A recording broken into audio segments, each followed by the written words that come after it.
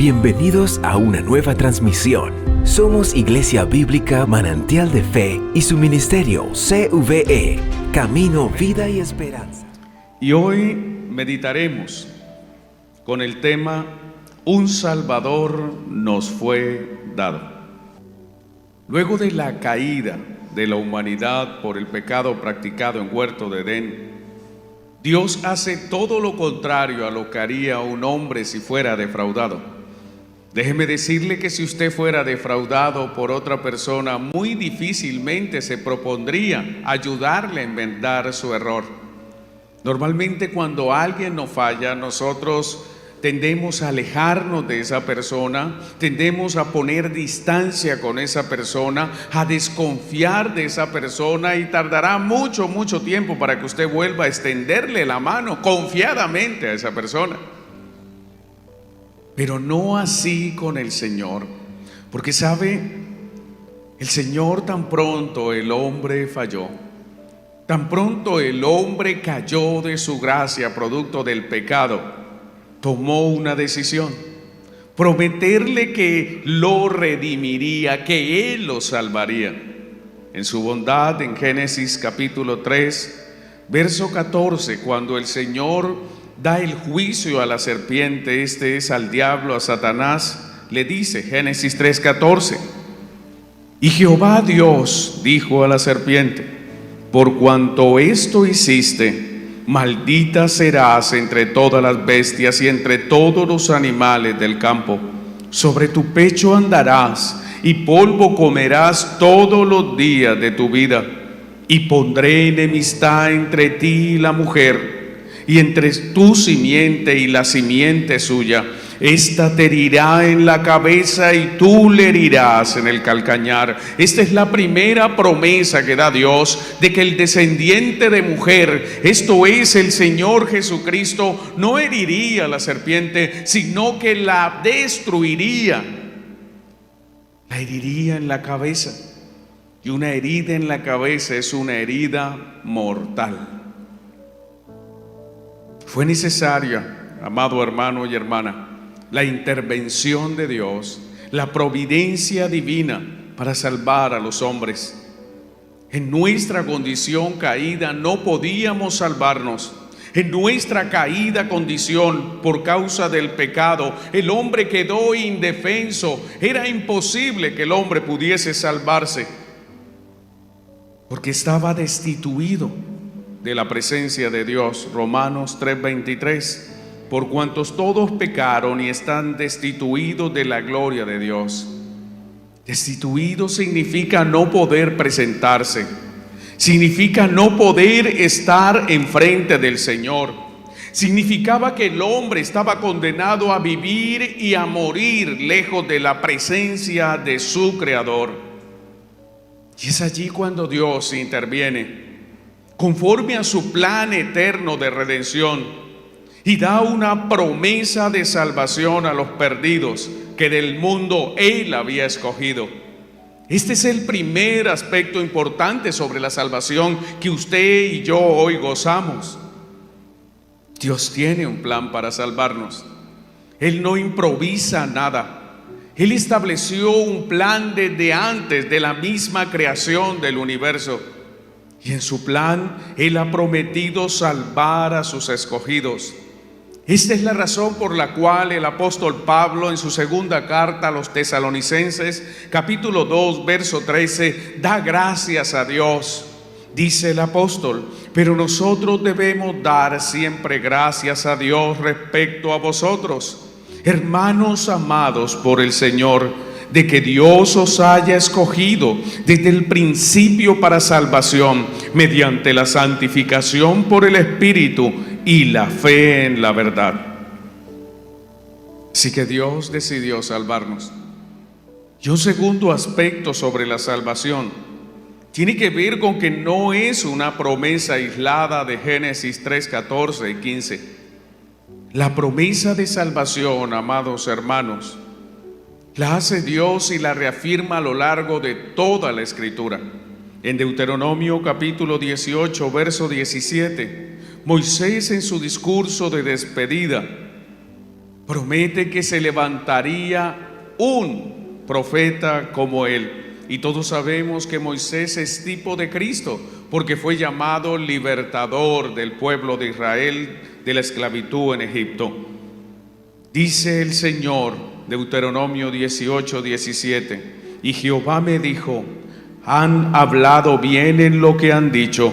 Profeta les levantaré de en medio de sus hermanos como tú, y pondré mis palabras en su boca, y él les hablará todo lo que yo le mandare. Miqueas capítulo 5 verso 2. Pero tú, Belén Efrata, pequeña para estar entre las familias de Judá, de ti saldrá el que será el Señor de Israel, y sus salidas son desde el principio y desde los días de la eternidad. Zacarías capítulo 9 verso 9. Alégrate mucho, hija de Sión, da voces de júbilos, hija de Jerusalén. He aquí que tu rey vendrá a ti, justo y salvador, humilde y cabalgando sobre un asno, sobre un pollino, hija de asna.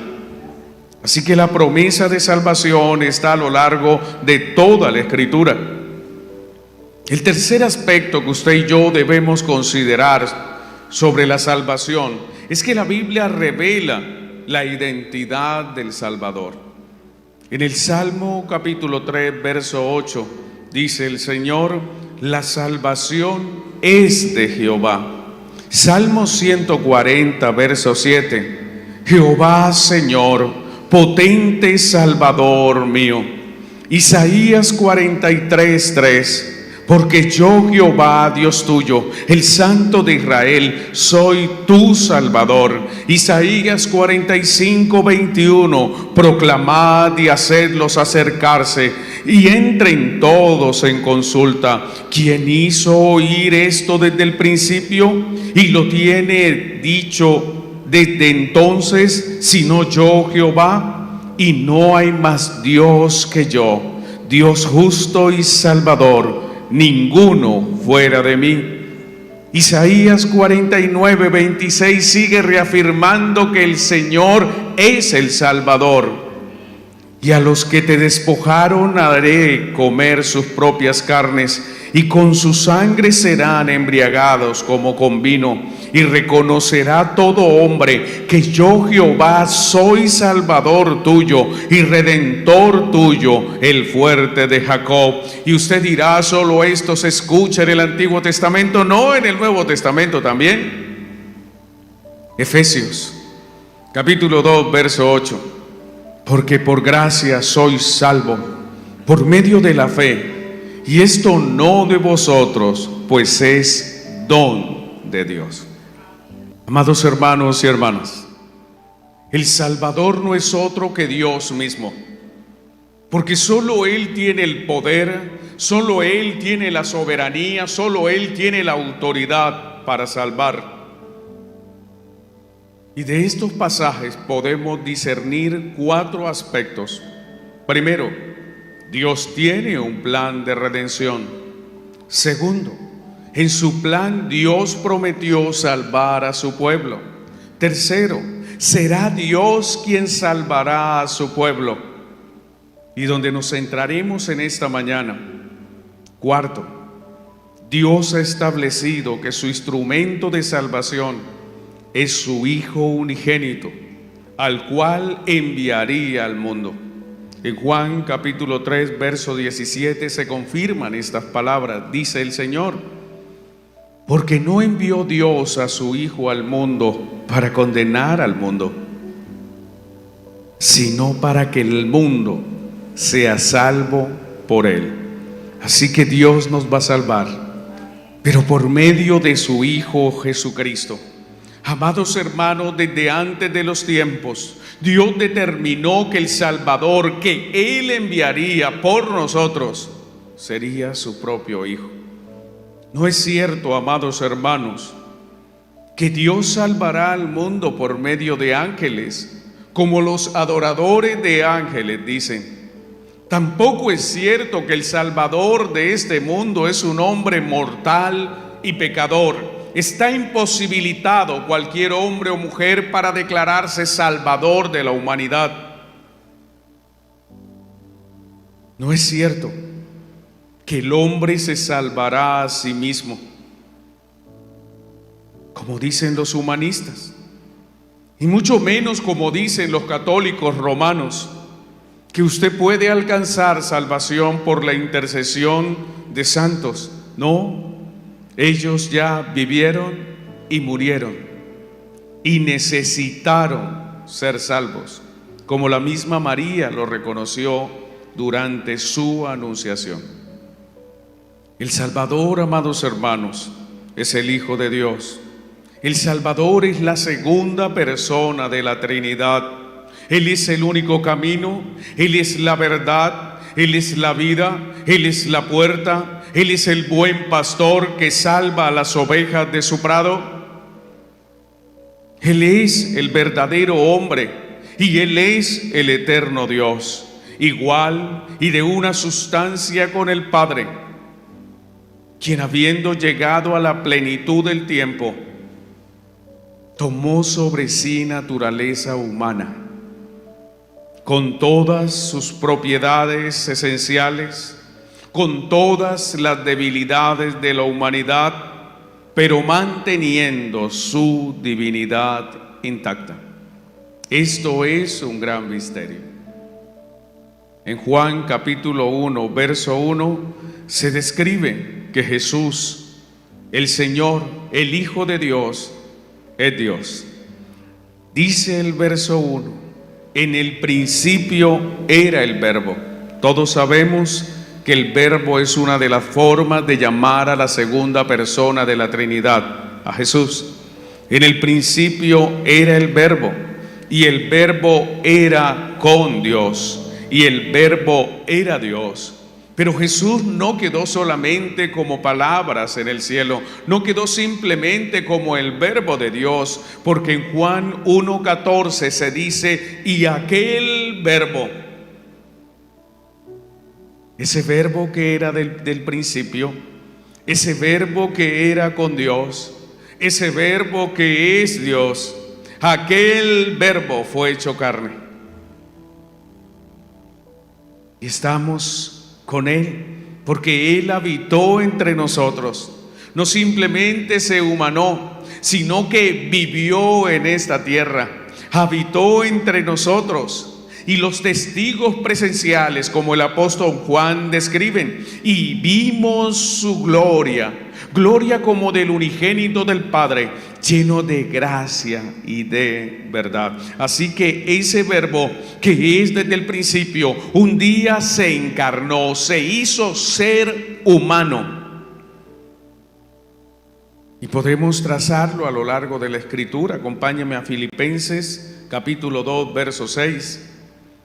El cual, hablando del mismo Verbo, del mismo Jesús, el cual siendo en forma de Dios, no estimó ser igual a Dios como cosa a que aferrarse, sino que se despojó a sí mismo. Esto habla del momento en el cual Él decide por la voluntad del Padre encarnarse, venir a la tierra como hombre. No estimó ser igual a Dios como cosa a que aferrarse, sino que se despojó a sí mismo, tomando forma de siervo, hecho semejante a los hombres. Primera de Juan 5:20. Pero sabemos que el Hijo de Dios ha venido. Mire usted cómo hay una clara diferencia. El Hijo de Dios. Note usted cómo la Escritura se encarga de diferenciar muy bien a las personas. Es cierto que nuestro Dios no puede ser entendido por mentes tan finitas como las nuestras. Ni siquiera podemos pretender comprender lo que es y quién es Dios en forma absoluta. Sería imposible. Pero la palabra es clara. Hay un Hijo. Y si hay un Hijo, hay un Padre. Pero sabemos que el Hijo de Dios ha venido y nos ha dado entendimiento, Cuando usted lee las palabras del Señor en los evangelios, cuando usted lee las cartas de cada uno de los apóstoles, de los hombres que sirvieron a Cristo, de aquellos que registraron la Escritura por inspiración divina, allí usted encuentra iluminación y encuentra entendimiento de la verdad. Y nos ha dado entendimiento para conocer al que es verdadero. Y estamos en el verdadero, en su Hijo Jesucristo. Este es el verdadero Dios y la vida eterna. Así que nuestro Dios, nuestro Padre, decidió que su Hijo, el Salvador, se encarnara y que naciera de una mujer, siendo completamente humano y siendo concebido por el poder del Espíritu Santo en el vientre de una virgen por una obra milagrosa llamada María. En Gálatas capítulo 4, verso 4 se confirma esta encarnación. Dice el escritor, que es el apóstol Pablo: pero cuando vino el cumplimiento del tiempo, Cristo no vino antes, Cristo no vino después, Cristo vino en el momento perfecto, cuando vino el cumplimiento del tiempo. ¿Cuál tiempo? El tiempo que Dios había establecido en su plan eterno. Cuando vino el cumplimiento del tiempo, Dios envió a su Hijo, nacido de mujer y nacido bajo la ley. Él nació en los tiempos de la ley. En Isaías capítulo 7, verso 14, se confirman estas palabras: por tanto el Señor mismo os dará señal. No, la señal no la van a dar los hombres de la venida del Salvador, el Señor mismo. He aquí que la Virgen concebirá y dará a luz un hijo, y llamará su nombre Emmanuel. Significa Dios con nosotros. Claro, Dios descendió, se encarnó, se humanó y estuvo con nosotros, como dice Juan 1:14, y habitó entre nosotros. Eso significa Emmanuel, Él estuvo aquí. Así que la venida del Salvador, amados hermanos, ya se efectuó hace poco más de 2000 años. En un pequeño lugar, en una pequeña aldea de pastores, brilló una estrella sobre Belén.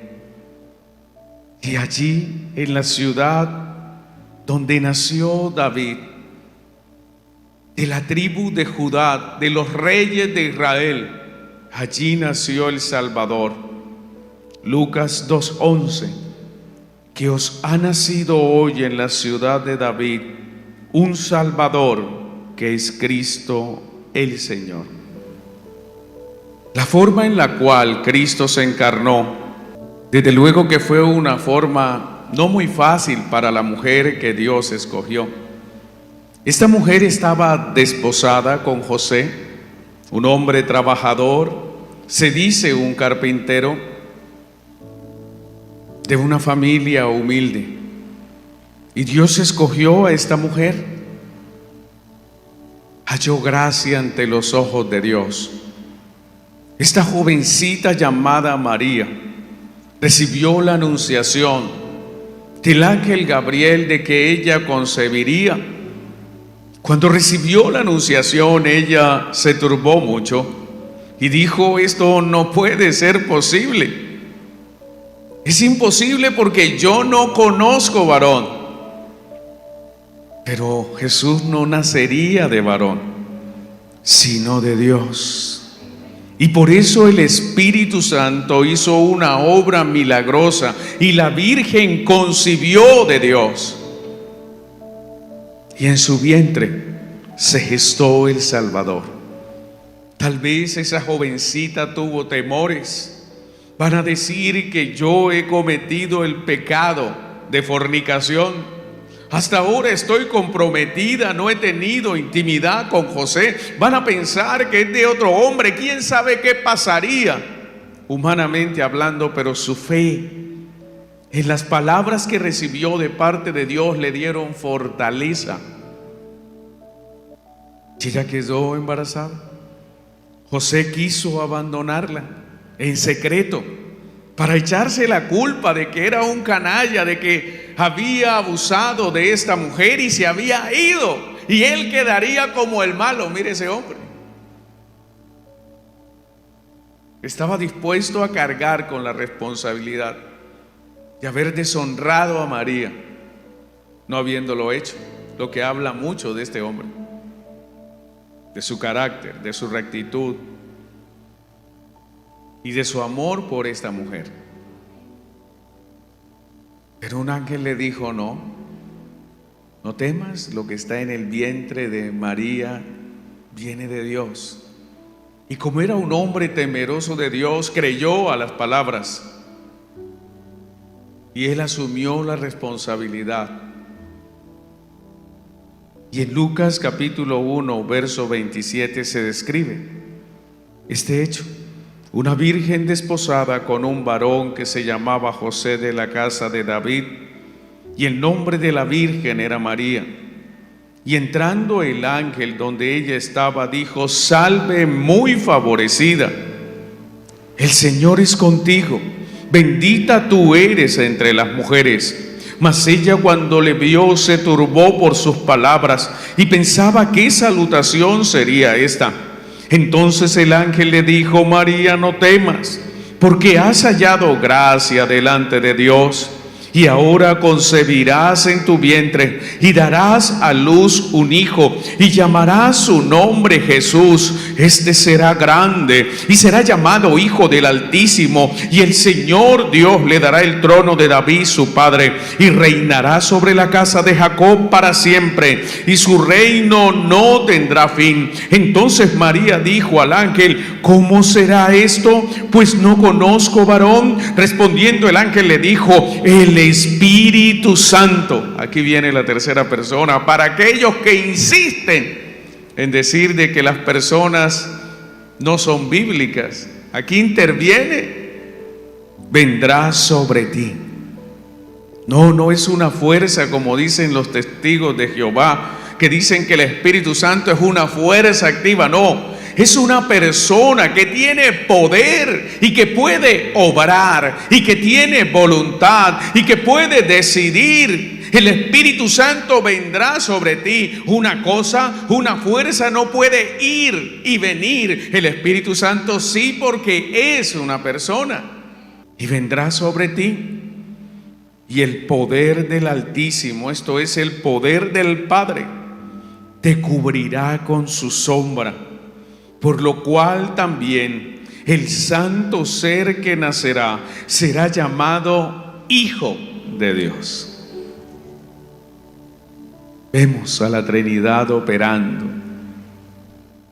Al encarnarse, Cristo tomó dos naturalezas completas, perfectas y distintas. Una es la divina, que es eterna. La otra es la humana, que se entregaría en la cruz sin separarse de la divina. Las dos naturalezas se unieron inseparablemente en una persona que es nuestro Salvador eterno. Así nuestro Salvador es completamente hombre y completa y perfectamente Dios, sin conversión, composición o confusión alguna. Esto está escrito claramente en la Biblia. Leamos algunos pasajes. Lucas capítulo 1, verso 35. Respondiendo el ángel le dijo: el Espíritu Santo vendrá sobre ti y el poder del Altísimo te cubrirá con su sombra, por lo cual también el santo ser que nacerá será llamado Hijo de Dios.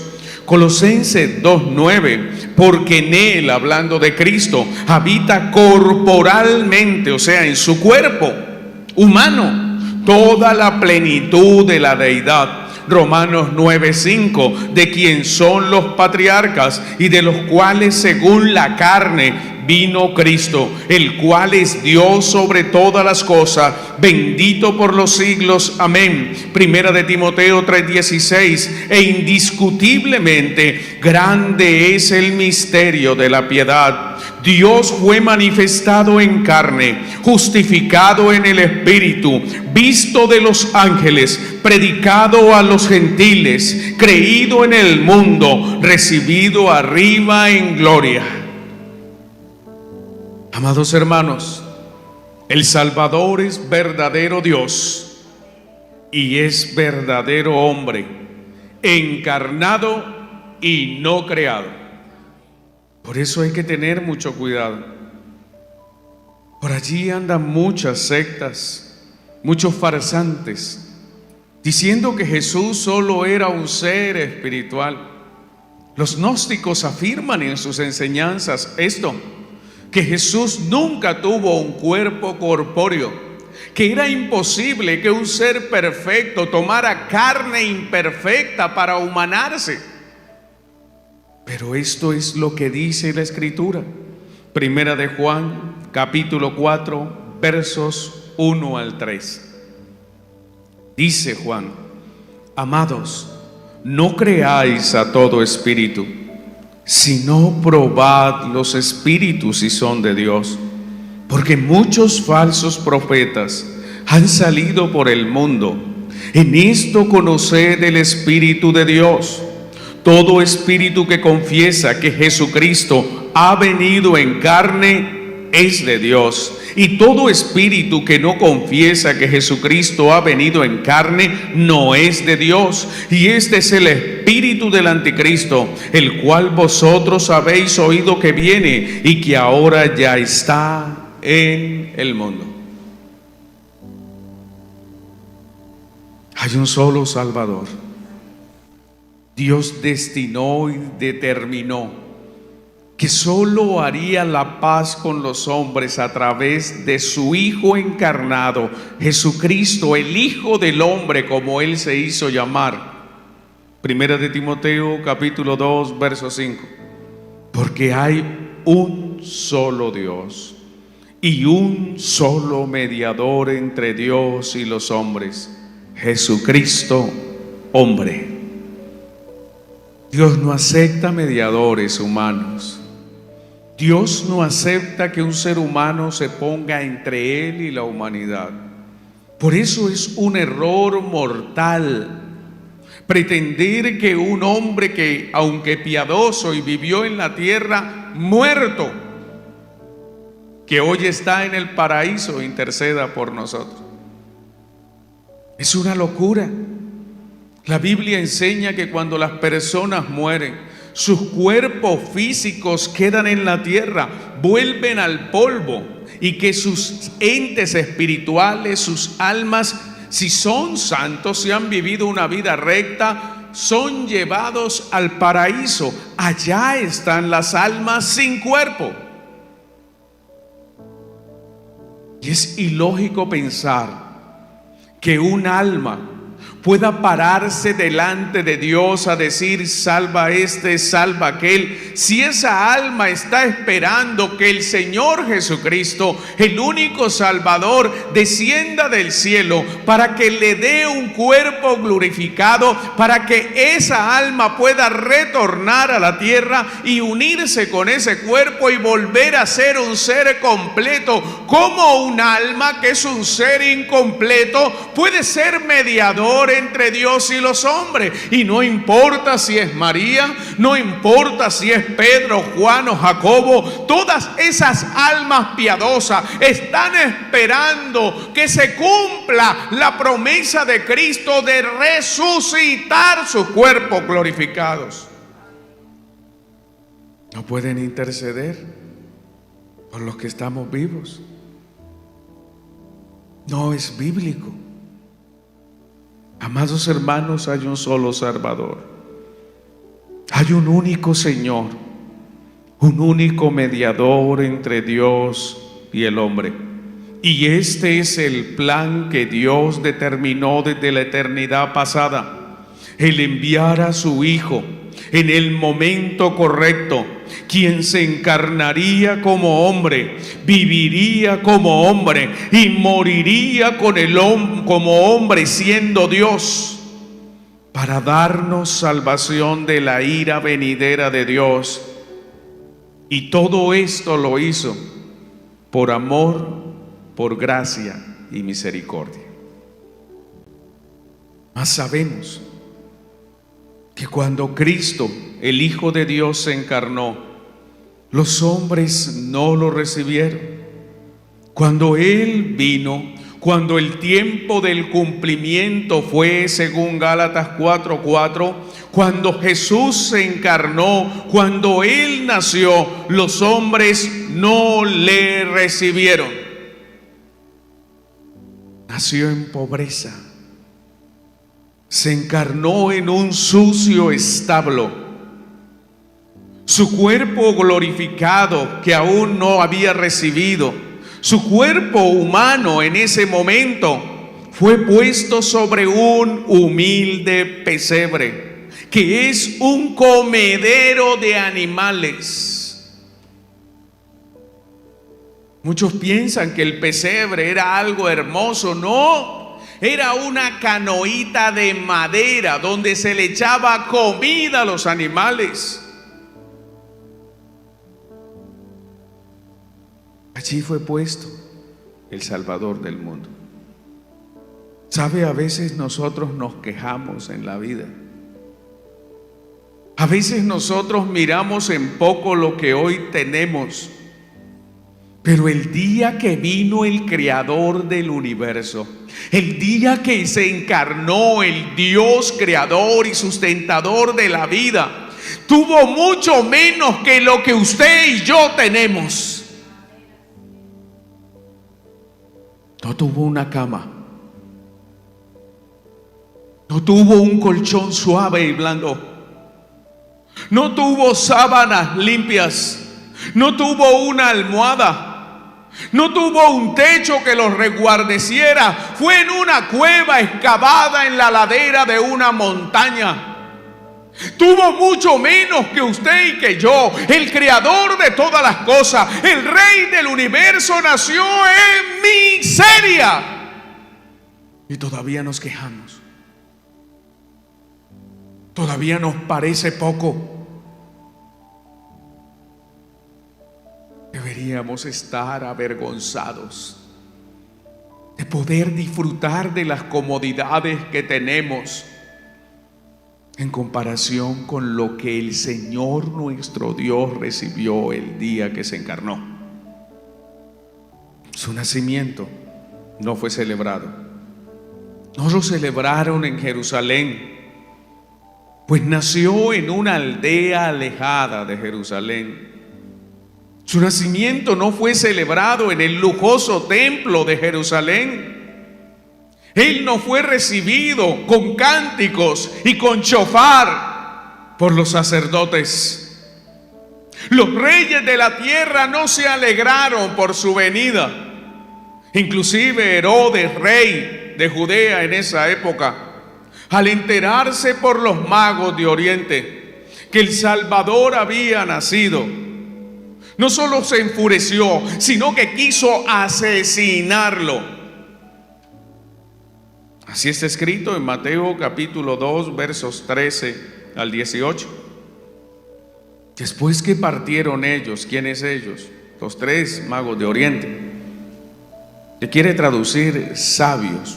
No confunda el término mago con el que hace hechicería, no. En esa época la ciencia era considerada como un arte místico.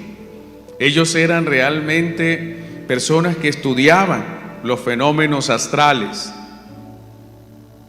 astrónomos, lo que se conoce hoy con sus equipos rudimentarios, y pudieron identificar una convergencia no natural de estrellas, y pudieron establecer que eso no era algo normal. Y tal vez eran conocedores de las Escrituras y vinieron al punto exacto donde estaba el Salvador. Y después que lo honraron, se fueron.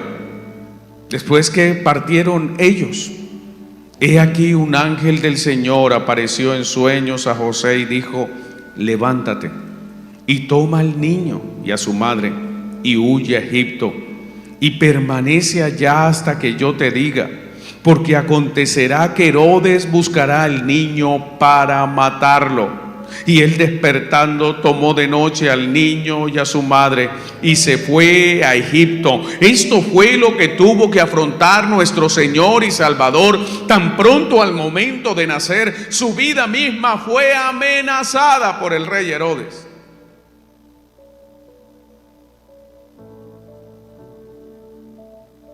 Él fue a Egipto y, muerto Herodes, regresó y se radicó en Galilea, y allí creció. El Señor Jesucristo, el Salvador, creció, y en el tiempo perfecto de Dios y por su perfecta obediencia aceptó el sacrificio de sí mismo, el cual ofreció una sola vez y satisfizo plenamente la demanda de justicia del Padre. Murió en la cruz como hombre y compró para nosotros con su muerte la salvación. No solo nos reconcilió con Dios, sino que también nos redimió, nos dio una herencia eterna y nos salvó de la condenación. Primera de Pedro capítulo 1 versos 2 al 4, elegidos según la presciencia de Dios Padre en santificación del Espíritu, para obedecer y ser rociados con la sangre de Jesucristo.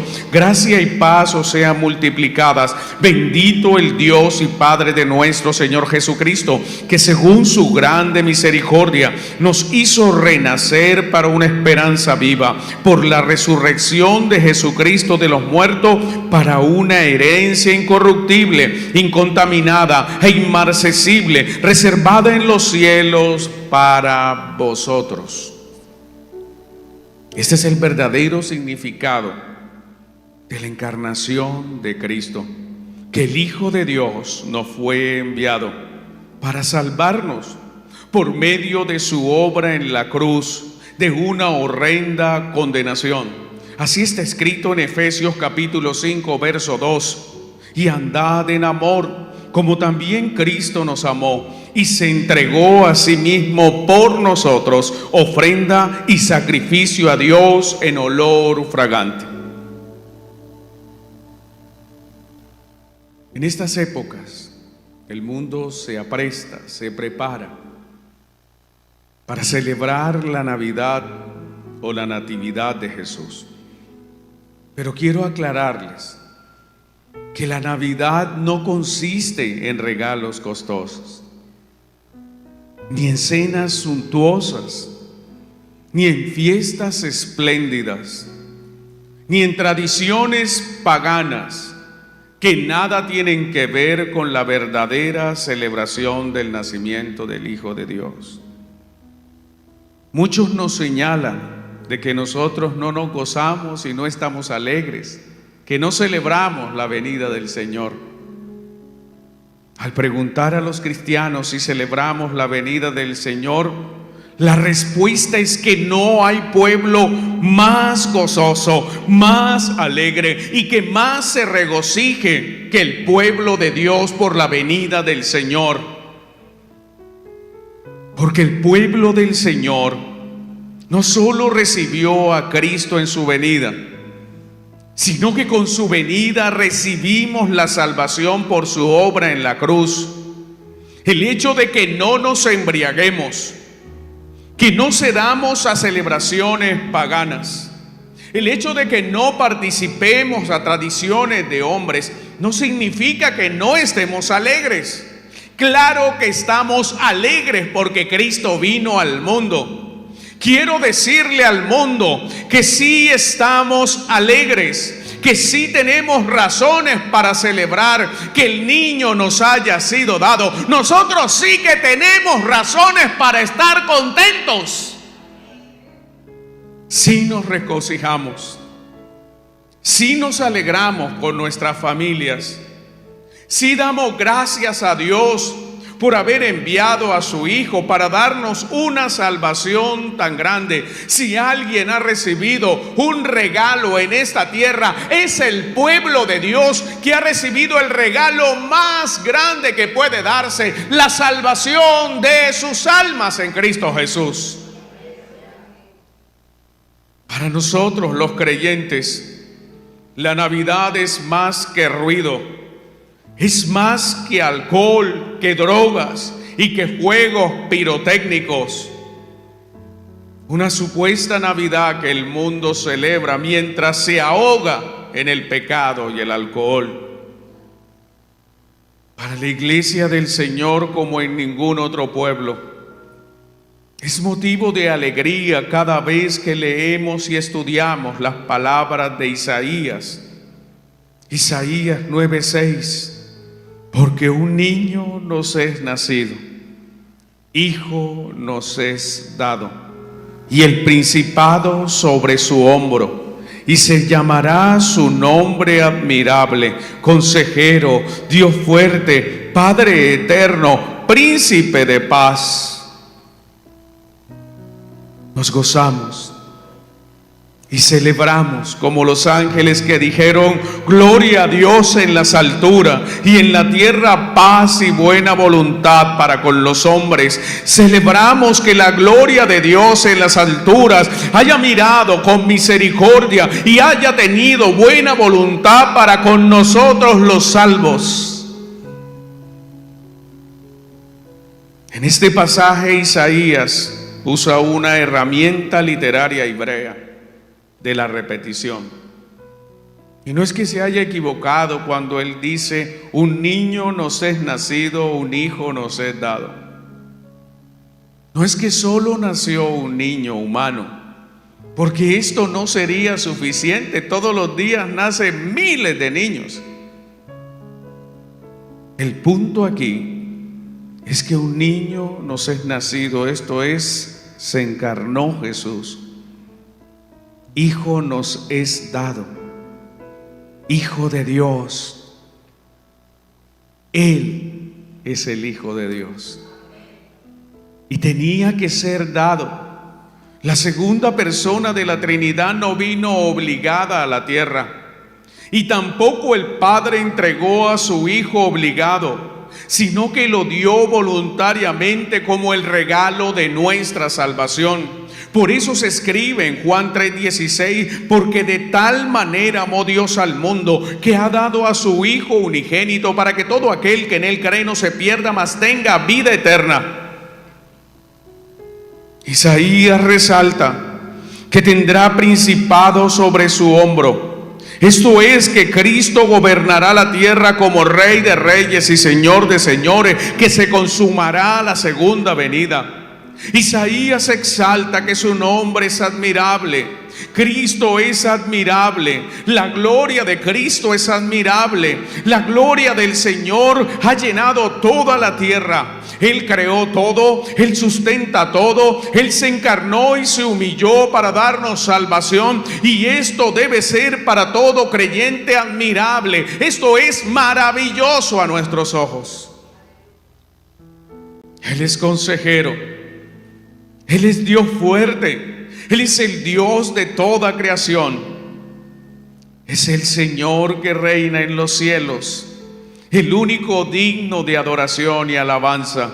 Y Él es Padre eterno. Y aquí viene una confusión de muchos siglos. No significa que Jesús es el mismo Padre. La idea en las palabras de Isaías es que Jesús es coautor de todo lo creado.